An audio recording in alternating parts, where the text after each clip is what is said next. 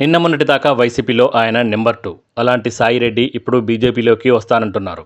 ఆయన పుట్టి పెరిగిందంతా నెల్లూరు జిల్లాలోనైనా వైజాగ్ పైనే ఆయనకు ప్రేమ ఎక్కువ. ఇక్కడైతే ఈజీగా నెగ్గుకు రావచ్చనేది ఆయన ఆలోచన. పైగా విజయసాయి కూతురు కూడా ఇక్కడే స్థిరపడ్డారు. దాంతో బీజేపీలో చేరి ఉత్తరాంధ్ర వ్యవహారాల్లో చురుగ్గా ఉండాలని విజయసాయి భావిస్తున్నారట. అన్నీ కలిసొస్తే 2029 ఎన్నికల్లో విశాఖ పార్లమెంటు స్థానం నుంచి పోటీ చేయాలనేది ఆయన టార్గెట్ కావచ్చు. కానీ ఇక్కడి ప్రజలు మాత్రం ఆయన పేరు చెబితేనే బగ్గుమంటున్నారు.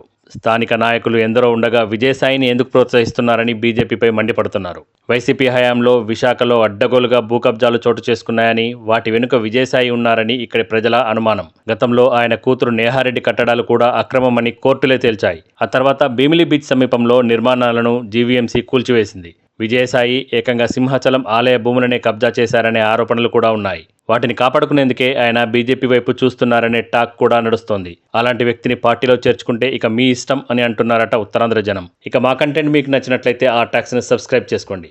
మీ ఫ్రెండ్స్కు షేర్ చేయండి. కామెంట్స్ రూపంలో మీ అభిప్రాయాన్ని మాకు తెలియజేయండి.